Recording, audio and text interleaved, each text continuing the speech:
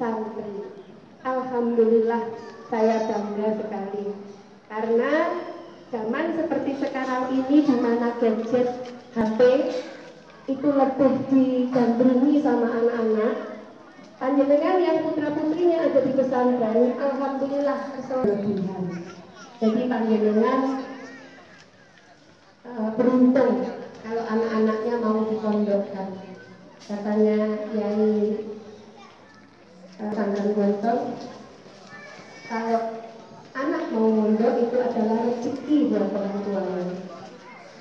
Jadi mau mondok mungkin dengan alasan dekat dari rumah atau memang anaknya belum mau dipondokkan, monggo jangan sampai kalah dengan anak-anak yang ada di pesantren, dengan wali-wali santri. Jadi setiap habis subuh dan habis maghrib, monggo putra-putri pun diajak baca Quran supaya mereka terbimbing oleh sinar ilahi. Terbimbingnya, saya mengaku BK kelas 9 tahun ini. Kalau tahun kemarin saya pegang kelas 8, sekarang kelas 9. Lebih suka memanggil saya Bunda. Saya senang karena jadi panggilan itu mengandung kedekatan psikologi nih, Bapak Ibu, kedekatan jiwa. Ketika anak-anak memanggil Bunda kepada saya punya efek itu mereka anak saya begitu. Dulu waktu saya dipanggil Bu Nafis begitu, saya merasa saya gurunya. Tapi begitu dipanggil Bunda, saya merasa jadi ibunya. Nah ini tentu berbeda secara psikologis. Makanya kepada guru BK yang lain saya juga menyarankan sama kepada mereka. Guru BK-nya kurang satu lagi yaitu Bapak Muhammad Samsudin. Itu kalau tahun kemarin mengambil kelas 9, sekarang kelas 7 berputar Bapak Ibu. Kepada Bapak Samsudin, anak-anak juga saya sarankan untuk panggil ayah. Kepada Bu Arini saya suruh panggil mama. Panggil Bu Arini mama, Pak Samsudin ayah. Supaya mereka merasa punya ayah dan ibu di sekolah. Mohon maaf kalau ada selingan dehem-dehemnya nih Bapak Ibu. Mudah-mudahan tidak mengganggu. Bapak Ibu sekalian, kalau kemarin anak-anak kita masih ada di SD, di MI, mereka tidak kenal apa itu BK. BK itu singkatanipun bimbingan konseling. Rumiyin zaman saya sekolah SMP SMA namanya masih belum BK, tapi BP, bimbingan penyuluhan. Sekarang dipun ganti bimbingan konseling. Kenapa harus ganti? Ternyata sebutan itu, istilah itu juga berpengaruh terhadap jalannya pelayanan BK, pelayanan BP. Kalau dulu masih bernama BP karena pakai istilah bimbingan penyuluhan, maka seolah-olah guru BP itu hanya ngasih pengarahan saja. Itu BP. Seiring berjalannya waktu, ternyata anak-anak butuh didengar isi hatinya. Dia tidak hanya selalu disalahkan, mereka dikasih ruang untuk mengutarakan isi hatinya. Maka istilahnya pun diganti dengan bimbingan konseling. Tidak hanya bimbingan tapi juga konseling. Apa itu konseling? Konseling itu pembicaraan dua arah. Jadi gurunya anak-anak curhat, mengutarakan isi hatinya, kami para guru menerimanya, memberi feedback, umpan balik. Apa yang mereka butuhkan akan kami temukan ketika mereka sudah mengutarakan masalahnya. Ini makanya sekarang disebut bimbingan konseling.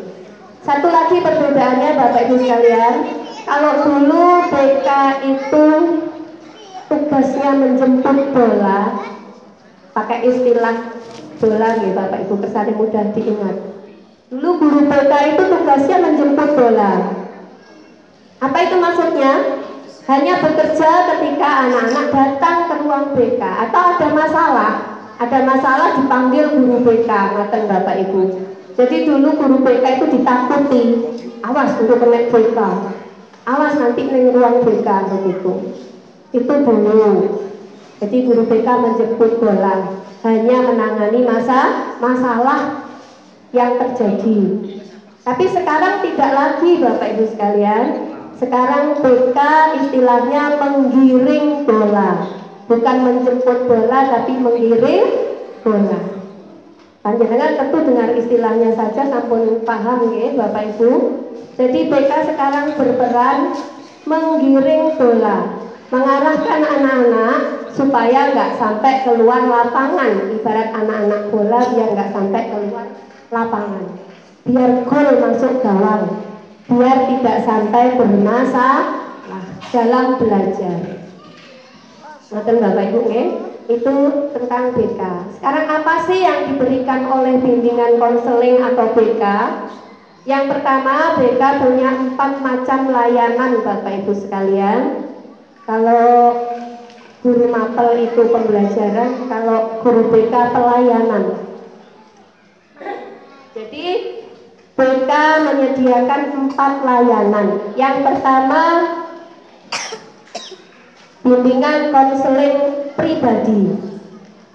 Ini ketika anak-anak bermasalah di sekolah, asalnya dari mana saja atau dari background orang tuanya, mereka bermasalah secara pribadi, jadi tidak bisa mengikuti pelajaran dengan baik, ternyata punya masalah pribadi yang didapat dari rumah.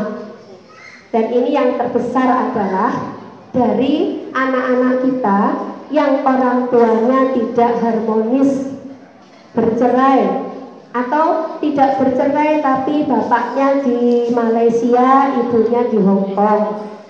Ini biasanya anak-anaknya bermasalah secara pribadi dan sosial, dan nanti juga akan berkembang kepada proses belajarnya. Jadi pelayanan BK itu saling terkait Bapak Ibu. Kalau ketika anak-anak bermasalah secara pribadi, nanti akan berpengaruh ke masalah belajar, ke masalah sosial, kemudian ke karirnya. Jadi BK pribadi, layanan bimbingan pribadi itu diberikan kepada anak-anak yang punya masalah pribadi. Kadang di kelas suka marah-marah nggak jelas, kadang dia 1000 bahasa, disapa temannya ditanya nggak jawab, ternyata punya masalah pribadi. Bisa datang dari orang tuanya, bisa datang dari dirinya sendiri, bisa datang dari temannya. Nah, ini BK menyediakan waktu khusus buat mereka yang punya masalah pribadi. Mereka boleh datang ke ruang BK untuk curhat, istilahnya mencurahkan isi hatinya. Kami sebagai guru BK menyediakan diri. BK punya ruangan khusus, dan alhamdulillah di MTS kita ini punya 2 ruang BK.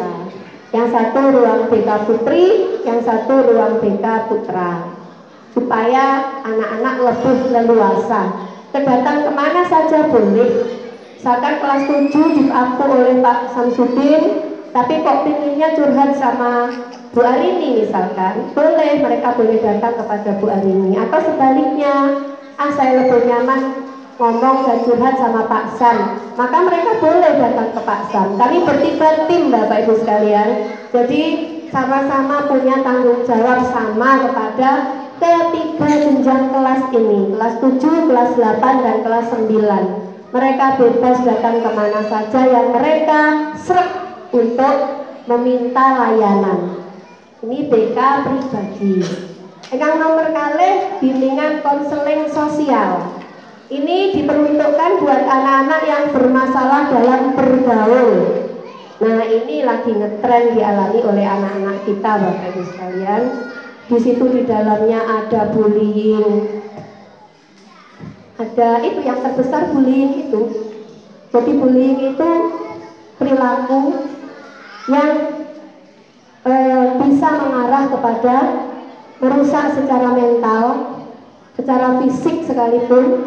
Ini banyak dialami oleh anak-anak kita, dialami dan dilakukan. Mereka menganggap sederhana, padahal akibatnya berbahaya, akibatnya fatal. Kemudian bimbingan sosial lagi, kalau mereka tidak berani kurang percaya diri, ya. Misalkan bergaul dengan teman-temannya nggak pede, menarik diri dari pergaulan. Ini ada kaitannya dengan bimbingan pribadi juga yang mengarah kepada sosial. Jadi saling terkait, Bapak Ibu sekalian. Yang berikutnya ada bimbingan belajar. Nah, ini anak-anak kita itu punya bakat, minat, dan kecerdasan masing-masing. Kalau dulu zaman kita sekolah, zaman kulo, panjenengan, kasih SD, SMP, itu yang disebut anak pinter ya yang matematikanya bagus, yang IPA-nya nilainya bagus, itu berarti anak pinter. Sehingga kalau matematikanya dapat 5, orang tuanya bilang goblok anaknya. Nah ini, seiring berjalannya waktu di dunia pendidikan, pemerintah khususnya juga kami para pemerhati pendidikan itu menemukan hal baru. Ternyata anak-anak itu yang namanya cerdas tidak hanya yang pinter matematika, tidak hanya yang pinter IPA, bahasa Inggris, karena kecerdasan ternyata terbagi menjadi 3 secara garis besar. Kalau dibagi lagi banyak macam kecerdasan Bapak Ibu sekalian, hampir sampai 90 macam kecerdasan. Ini dibagi 3 secara garis besar. Ada kecerdasan IQ, otak kiri, tempatnya di sebelah kiri, Nun Sewu Bapak Ibu sekalian. Di otak kiri ini ada kecerdasan IQ, tempatnya ilmu pengetahuan, kecerdasan akademik, kecerdasan mata pelajaran, itu namanya IQ, intelligence quotient. Nah ini tempatnya anak-anak yang pintar matematika, IPA ada di otak kiri. Yang kedua ada di otak kanan, ini juga bernama kecerdasan Bapak Ibu sekalian. Kecerdasan EQ, emotional quotient, kecerdasan sikap. Jadi emosi dan sikap itu ada di otak kanan. Ini juga bernama kecerdasan. Akhirnya pemerintah mensikapi itu, maka kurikulumnya diubah menjadi kurikulum berkarakter. Karena untuk menghargai anak-anak yang cerdas otak kanannya. Ternyata setelah di lapangan kami banyak mendapati bukan anak-anak yang ranking saja yang sukses, bahkan anak-anak yang di kelas banyak tidur, akeh ngantuk timbang gak ngantuk akeh ngelamune timbang merhatekno gurune. Itu ternyata setelah di lapangan mereka sudah lulus jadi anak yang berperan di masyarakat, sukses hidupnya. Padahal sekolah nilainya gak tahu api. Nah ternyata itu karena mereka punya kecerdasan emosional quotient, EQ. Nah ini juga patut dihargai oleh pemerintah. Makanya akhirnya ada sekolah-sekolah tertentu yang sudah mampu itu membuka jalur bakat dan minat. Karena ternyata bakat dan minat itu berasal dari otak kanan, dan itu sangat menentukan kesuksesan mereka juga ternyata. Sehingga Bapak Ibu sekalian, kalau anak-anaknya nggak pinter matematika, nggak pinter IPA, jangan sekali-sekali dikatakan tidak pinter alias goblok. Bukan ya Bapak Ibu sekalian, anak-anak kita semuanya pinter dan cerdas. Cuma pinter dan cerdasnya berada di tempat yang berbeda-beda. Yang ketiga ada kecerdasan SQ, spiritual quotient. Nah ini tempatnya di otak belakang Bapak Ibu sekalian. Otak belakang ini sambung ke hati. Jadi ini kecerdasan spiritual atau kecerdasan agama. Mereka pelajaran gak begitu menangkap. Kadang-kadang suka menangis, suka putus asa. Tetapi kalau diajak ke atas kepada yang maha kuasa, mereka cekatan, mereka pandai, mereka sergap. Sholatnya sergap, disuruh ngaji, ngaji dan Masya Allah pinter, cepat tanggap kepada bacaan Quran dan ilmu-ilmu fikih yang diajarkan di dunia. Nah ini berarti mereka cerdas di spiritualnya. Semakin ke belakang, pemerintah semakin mensikapi itu Bapak Ibu sekalian. Karena anak-anak kita itu diibaratkan seperti komunitas-komunitas yang berbeda.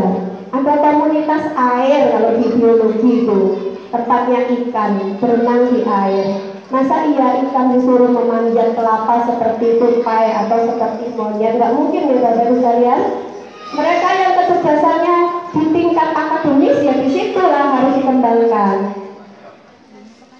Burung yang bisanya hanya terbang nggak mungkin diajari berenang, nggak mungkin bisa, nggak kuat di air.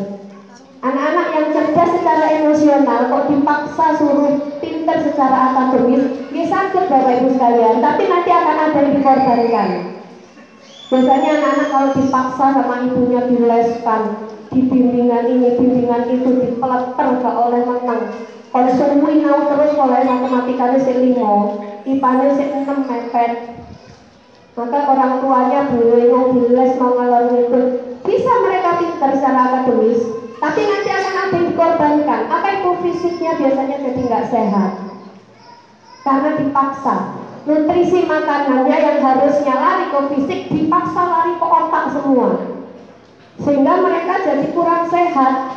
Matematikanya berhasil dapat 8, tapi fisiknya jadi kurang sehat. Ini kok Bapak Ibu sekalian, mungkin saya sekali lagi saya bukan berarti saya lebih tahu dari jenengan, bukan. Kita berbeda waktu dan kesempatan mawon. Saya punya kesempatan belajar lebih dulu, panjenengan belajar hari ini. Jadi nanti kita sama-sama tahu ya Bapak Ibu. Jadi kita jangan memaksa anak-anak kita seperti maunya kita. Mereka bukan kita.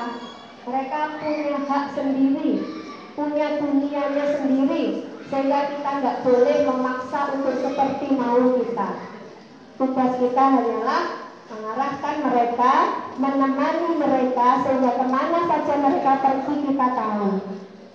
Dan kemana mereka pergi selalu ke tempat-tempat yang positif, itu tugas kita. Harus memastikan anak-anak kita berada di tempat yang benar.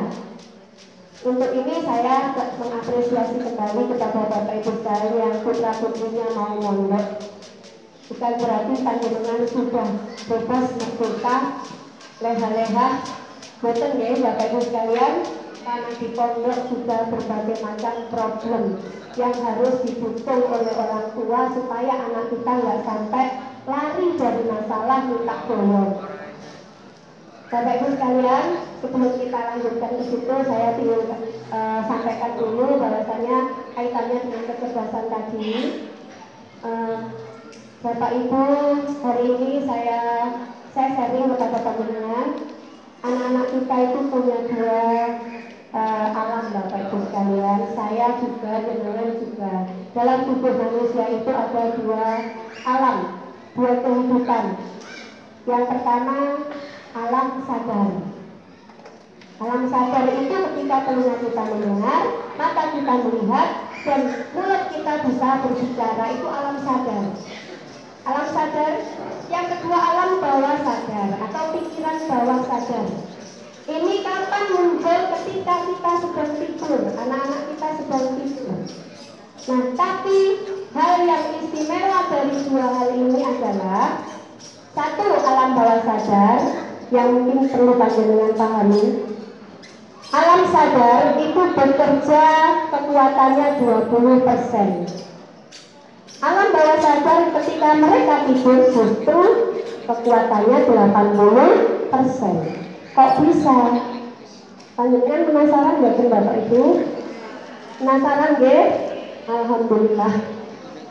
Saya bangga kalau panjenengan merasa ingin tahu. Karena ini sekali lagi untuk harta kita yang sangat berharga, yaitu anak-anak kita. Jadi alam sadar mereka itu bekerja hanya 20%. Contoh, di kelas dinasehati, anak-anak kamu harus belajar, harus begini, harus begitu. Dia masuk ke otaknya. Tapi begitu keluar ketemu dengan bakul cilok, dengan penjual apa itu mie ayam, mereka lupa sudah yang dikatakan gurunya. Ini kerjanya alam sadar. Ketika diganti aktivitasnya lupa sudah yang sebelumnya. Ini kerjanya alam sadar. Tetapi Bapak Ibu, mereka punya alam bawah sadar. Kapan itu? Bekerja saat mereka tidur. Nah, apa saja yang dikerjakan oleh alam bawah sadar ini adalah hal-hal yang didengar mereka, dilakukan mereka saat dalam kondisi sadar. terutama yang masuk ke telinganya, suara Bapak Ibu sekalian. Jadi anak-anak kita itu dalam sehari lebih banyak mendengarkan apa? Itu yang akan dikerjakan oleh alam bawah sadar. Oh ternyata sepanjang pagi sampai malam sebelum tidur, anak-anak kita lebih banyak mendengar bisuan. Sewu Bapak Ibu, lebih banyak mendengarkan bisuan. Dia sendiri meseh, sama orang tuanya dipisui, sama temannya juga dipisui. Kalau anak-anak meseh berarti bapak ibunya insya Allah suka meseh. Karena anak-anak kita itu cerminan dari orang tuanya Bapak Ibu sekalian. Jadi panjenengan boten bisa tersinggung nggih. Tapi kalau tersinggung nggih saya bersyukur alhamdulillah. Tujuannya biar tersinggung kemudian introspeksi diri. Jadi tidak hanya mengharapkan anak-anak kita baik, tapi kita juga harus lebih dulu baik. Jadi kalau anak kita sepanjang hari kok hanya mendengarkan ASU misalkan, sampai lebih dari 4 kali ASU terus, maka saat mereka tidur itu yang bekerja Bapak Ibu sekalian, aku ASU begitu.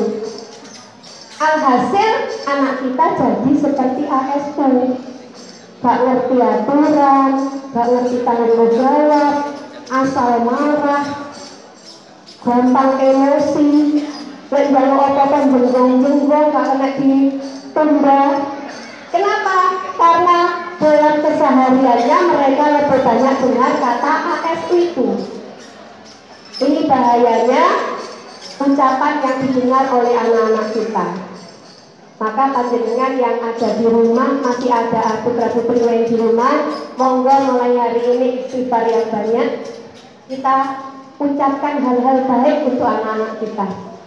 Jadi kadang orang tua terutama ibu, kadang anaknya masih kecil dieleng wong ganteng, ibu naik gantengnya, aduh nakal ibu, bapak ibu dewe sih ngomong nakal. Anaknya dengar, waktu tidur dikerjakan, aku nakal. Jadilah anak kita nakal. Siapa yang salah Bapak Ibu? Orang tua sekali lagi. Makanya ada parenting education, tujuannya itu Bapak Ibu sekalian. Nanti kalau anaknya sudah nakal betulan, orang tuanya lagi bertindak jadi hakim. Hakim ini gak boleh ditelandani, di pasar ules, di alus ules, orang mempan. Dihakimi lagi, aku gak kena ditandani, aku sakarepku dewe, aku keluyuran. Ya sudah, semakin parah anak kita, semakin besar semakin parah. Alhasil orang tua ditinggal, hanya fisiknya saja yang dekat sama kita, pulang, makan, tidur di rumah, tapi hatinya, pikirannya jauh dari orang tuanya. Karena orang tuanya sendiri yang salah. Makanya dalam agama kita kan anak itu dilahirkan dalam kondisi suci. Ayahnya, ibunya lah yang membuat mereka merah, hitam, hijau, atau kuning. Nah salah satunya karena itu setelah dikaji secara psikologis Bapak Ibu sekalian. Jadi anak kita itu ya tergantung apa yang kita ucapkan kepada mereka. Nanti nakal sedikit terus diceluk, oh anjane sumpel bom, oh anjane gitu. Kita sendiri yang menjadikan mereka seperti itu ternyata, orang tuanya sendiri. Jadi monggo mungkin nanti yang putra putrinya masih ada di rumah, mungkin yang hari ini kakaknya pondok, adiknya yang di rumah, monggo panjenengan panggil mereka dengan sebutan-sebutan yang baik. Ucapkan pada mereka hal-hal yang mengandung harapan yang baik.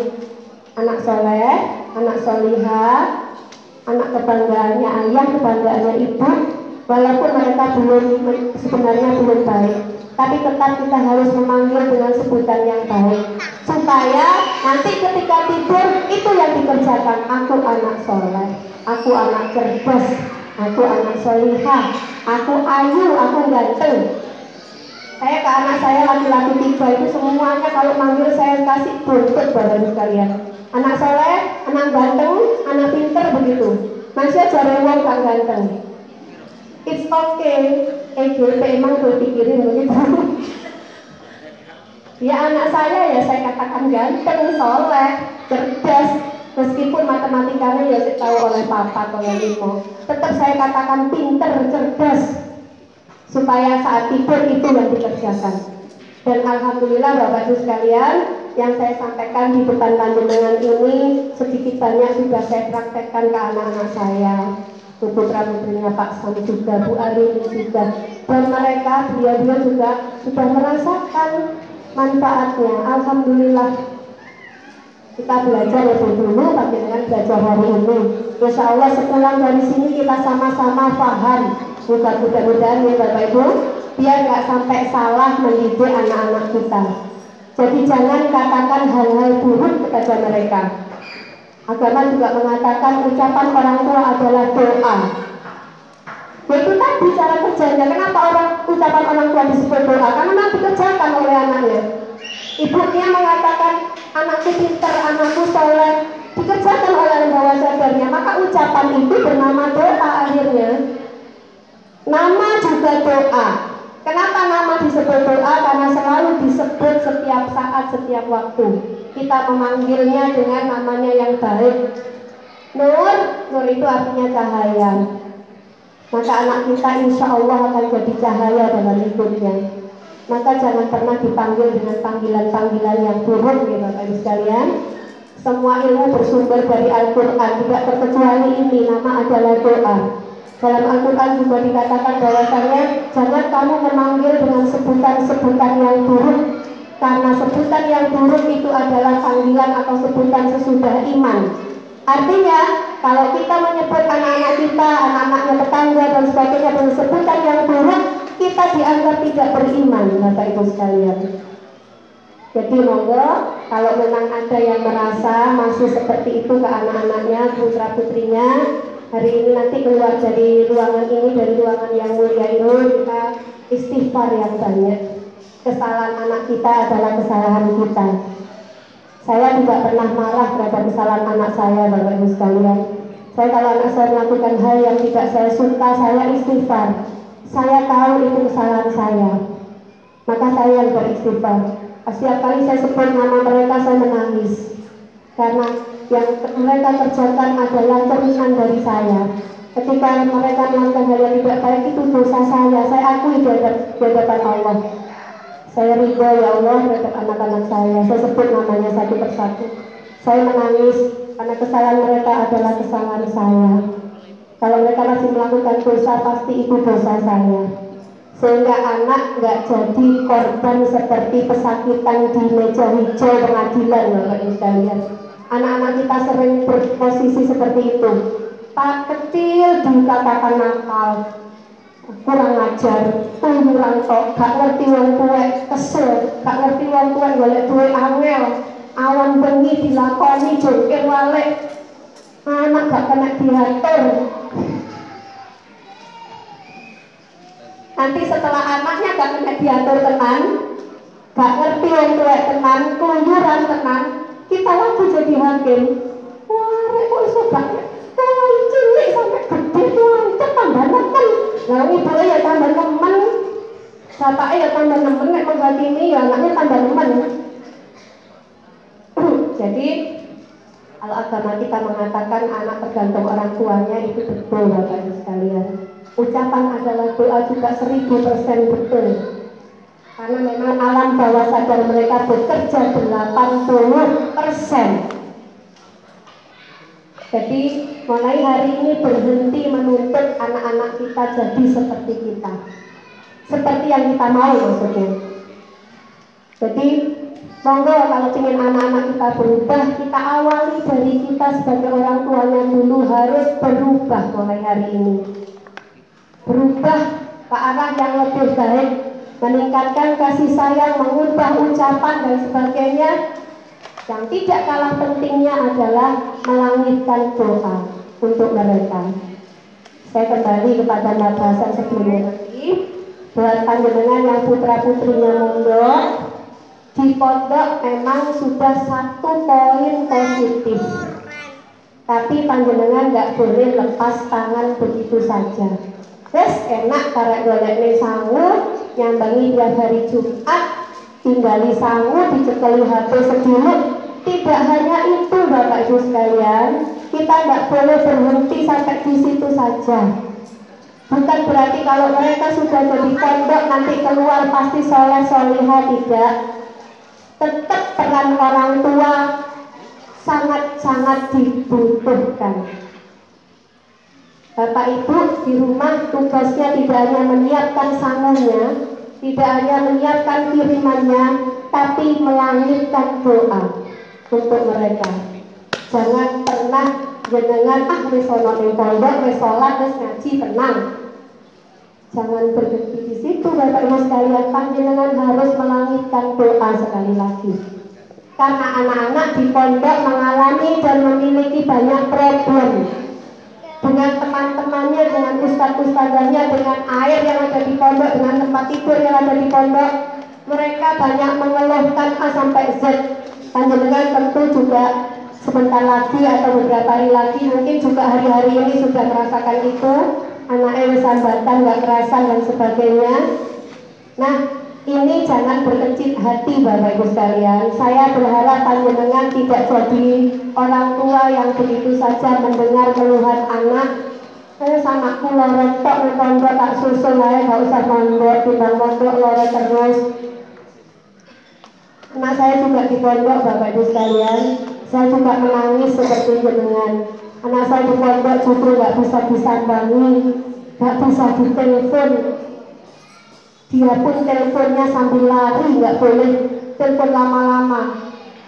Istirahat sekolah dia bisa telepon, pakai telepon koin bukan HP. Jadi kesusu-susu supaya pun selak masuk begitu. Dan saya nggak bisa menghubungi. Pernah telepon itu nangis, telepon yang kedua ke saya.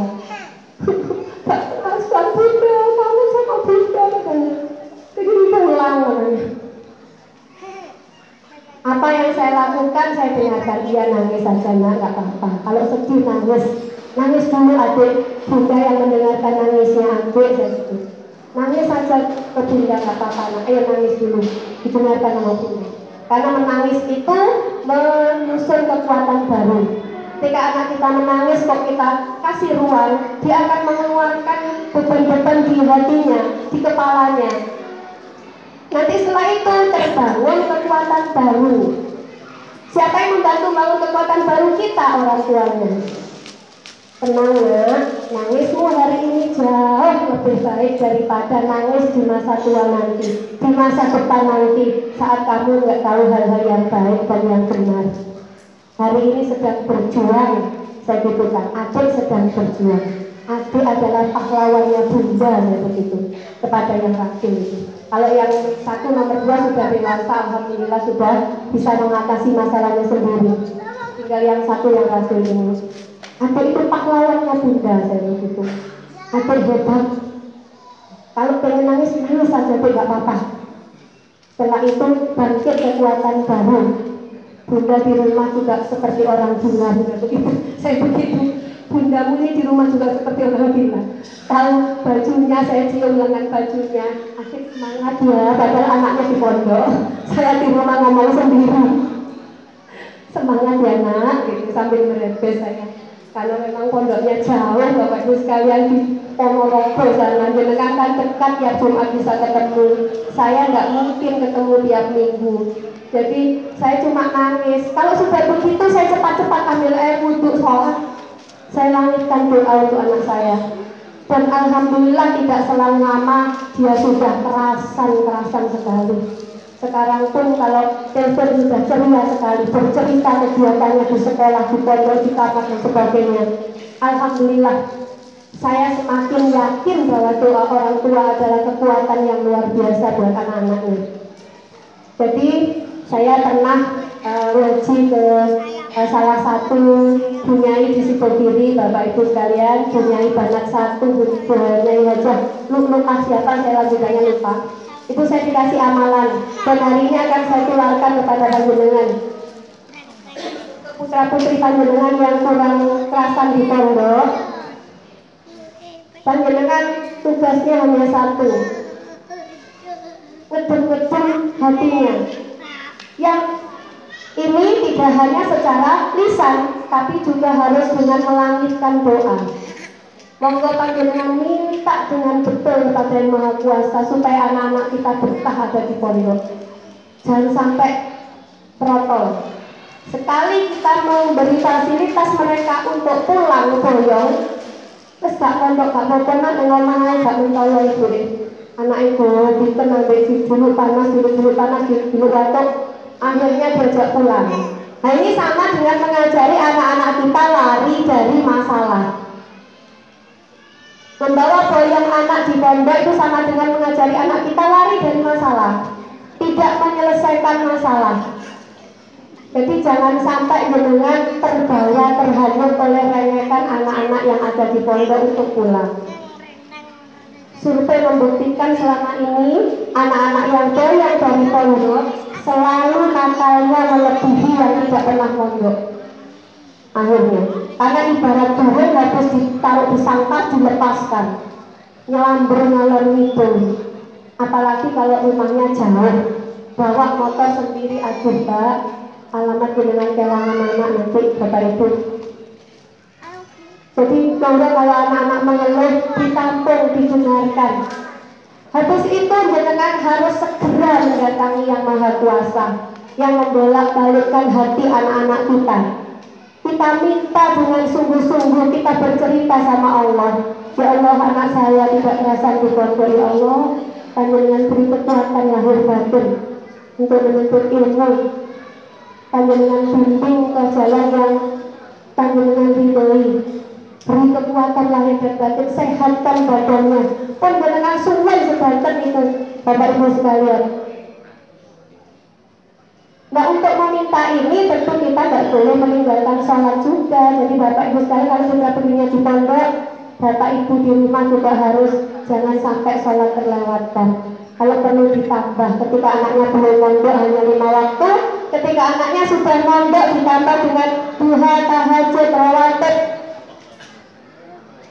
untuk membantu kekuatan mereka. Bapak Ibu sekalian, anak-anak kita butuh kekuatan lahir dan batin. Panjenengan sebagai orang tuanya harus wajib punya tanggung jawab besar. Jangan berleha-leha, oh anakku wis mondok, tenang aku, ibu leha-lehaan kan ngomong. Membentuk klub-klub ibu-ibu bapak-bapak untuk cangkruk bareng, untuk bersosmed bareng, membentuk grup-grup WA, Facebook dan Instagram. Karena merasa anaknya sudah ada di pondok, salah besar Bapak Ibu sekalian itu. Anak-anak kita sedang berikhtiar, maka ayah ibunya juga wajib berikhtiar. Justru harus melampaui anaknya, ikhtiarnya di rumah, supaya nggak terjadi mereka minta boyong. Kalau minta boyong nak, sama ini kuat, sudahlah dijalani dulu, ibu bantu di rumah. Ayah yang bantu di rumah, ayah yang menembus langit, ibu yang akan menembus langit, supaya kami betah di pondok dan belajarnya sukses. Kami jadi anak yang soleh dan berilmu. Ya Bapak Ibu sekalian, kalau mereka pulang puji setinggi-tingginya, saat liburan pulang diapresiasi setinggi-tingginya. Waduh, gadis anak, gadis solehahnya ayah sama ibu sedang pulang. Perjuangnya ayah ibu lagi istirahat di rumah, datang. Dan jangan pernah diberi kendor untuk tidak melakukan hal-hal yang sudah dibiasakan di pondok Bapak Ibu sekalian. Kalau di pondok biasa baca Quran, di rumah juga harus tetap baca Quran. Pulang panjenengan harus tetap mengajak mereka baca Quran. Di pondok mereka diajari tahajud, di rumah monggo panjenengan yang menyertai, membarengi tahajud. Mereka biasa puasa Senin Kemis di pondok, maka di rumah juga harus menemani puasa Senin Kemis. Jangan diberi kendor. Kebiasaan baik harus tetap dilakukan supaya mereka di pondok santri, di rumah juga santri. Bukan di pondok santri, di rumah preman. Atau perilaku yang dibiasakan di pondok itu panjenengan di rumah juga harus tetap mendukungnya. Saya pernah tahu orang tua ketika anaknya di pondok itu kalau ada yainya atau ada bosnya, mereka menundukkan kepala, berjalan ke arah tamu sambil sikulnya yang dibuat kaki. Itu tradisi-tradisi yang akhlak yang luar biasa di pondok Bapak Ibu sekalian. Sehingga kalau di rumah mereka seperti itu jangan dilarang. Nanti di rumah malah gini, kayak di pondok kan. Nek ngomong ini betul pondok. Jangan sampai seperti itu ya Bapak Ibu. Itu kesalahan kita.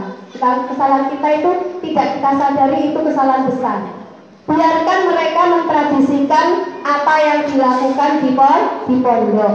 Di rumah juga harus tetap seperti itu. Diajak ngomong orang tuanya menunduk. Karena memang santri anak kita sekarang. Jadi aja gitu pondok, kayak kiai, kayak ustaz, bapak ibu ini. Biarkan mereka tetap melakukan tradisi itu Bapak Ibu sekalian. Kita dukung, ya Allah, anakku setelah di pondok kok jadi begini ya, luar biasa. Bagus nak, dipeluk erat, panjenengan peluk ketika mereka pulang saat yang paling indah untuk memeluk mereka. Jangan dilewatkan sehari pun. Banyak-banyak dipeluk Bapak Ibu sekalian. Bahkan saat panjenengan menjenguk mereka di pondok, monggo dipeluk dulu, dicium dulu. Bapak atau ibu semuanya sama. Kalau anak laki-laki, ibunya yang paling harus maksimal memeluk. Ini wali santri laki-laki ya, Bapak Ibu. Jadi panjenengan yang wali santri laki-laki ini, ibu-ibu monggo kalau pas pulang dipeluk, pas nyambang dipeluk. Kalau bisa, kalau putranya anaknya laki-laki, yang nyambang kalau bisa ibunya terus. Karena pelukan ibu untuk anak laki-laki itu sakti.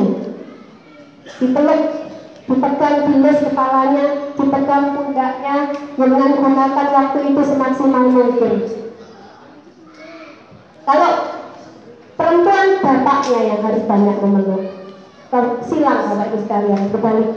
Bukan berarti kalau anak laki-laki bapaknya nggak boleh meluk, harus sudah. Tapi yang maksimal ibunya.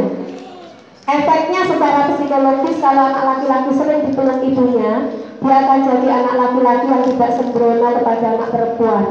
Tidak gampang-gampang melecehkan anak perempuan. Karena di dalam otak dan jiwanya tertanam sosok ibunya yang begitu lembut, memeluknya, memberi keteguhan, sehingga mereka tidak sembrono terhadap anak perempuan.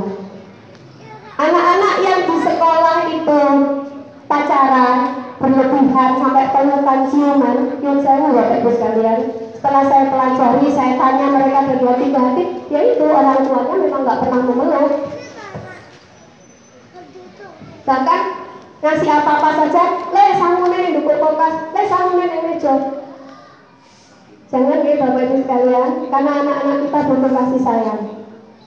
Jadi kasih sayang itu yang menyelamatkan anak-anak kita Bapak Ibu sekalian. Jadi nanti kalau datang ke pondok, monggo dipeluk sebanyak-banyaknya. Di tengah-tengah ngobrol, mereka pegang HP dengan rangkul pundaknya, dengan peluk dari belakang. Sentuhan panjenengan sangat dibutuhkan mereka. Saat mereka ada di pondok, mereka selalu ingat terhadap sentuhan ibunya, sentuhan ayahnya, sehingga mereka damai di hatinya. Mereka merasa bahwa ibunya, ayahnya begitu luar biasa menyayanginya. Jangan dipaido apapun kekurangan mereka. Jangan dipaido ya Bapak Ibu sekalian, dihilangkan paido itu. Kemudian yang berikutnya tentang doa tadi Bapak Ibu sekalian. Doa dari orang tua itu saya punya amalan dari Bunyai Sidogiring. Itu kalau mendoakan anak-anak itu diridhoi dulu Bapak Ibu sekalian, dimaafkan dulu kesalahan anak-anak kita. Ya Allah, saya ridho terhadap anak saya, sebut namanya, diikuti pun bapaknya. Kemarin adik saya sendiri, kebetulan saya punya saudara yang janda ditinggal suaminya. Saya kasih tahu, Dok, ditungake anaknya sebut nama bapak. Mbak, oleh nggak Mbak jenenge bapak itu ganti jenengku, jeneng ibu katanya. Tidak boleh Bapak Ibu sekalian, harus tetap nama bapaknya. Apapun perilaku bapaknya, misalkan seperti apapun bapaknya, setiap berdoa nama harus disebut di belakang nama anaknya. Jadi saya ridhoi anak saya dengan keridhaan yang paripurna ya Allah. Saya ridho terhadap si fulan bin siapa. Kalau perempuan binti siapa, bapaknya disebut. Kalau sudah itu baru mintakan ridhonya Allah.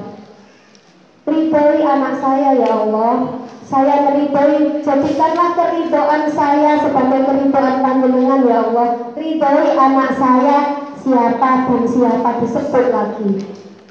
Jangan bosan-bosan menyebut nama anak, karena itu hanya yang akan menautkan hati anak kita kepada kita. Kalau Panjenengan menyebut nama anaknya saja sampai lali, jangan sopo-sopo ya lali, bapaknya biasanya yang lupa. Sopo berarti jenenge lali. Jadi jangan sampai lupa disebut nama anaknya lengkap bin bapaknya. Ridhoi anak hamba ya Allah, si titik-titik bin titik-titik. Kemudian Panjenengan minta apa yang Panjenengan harapkan dari anak tersebut. Jangan lupa soleh dan berilmu disebut ya Bapak Ibu. Tidak cukup soleh tapi harus berilmu. Ini yang wali dari pesantren maupun non pesantren. Terutama yang non pesantren harus semakin bekerja keras Bapak Ibunya, karena mereka kurang waktu untuk belajar agama, lebih banyak memegang HP. Ini yang non pesantren. Awas ya Bapak Ibu sekalian. Ini ada wali yang non pesantren ya. Yang non pesantren, monggo Bapak Ibu mengawasi pemakaian HP-nya. Jadi HP itu Bapak Ibu sekalian, kalau sedang aktif itu tidak boleh digunakan lebih dari 2 jam. Lebih dari 2 jam HP aktif itu radiasinya menyerap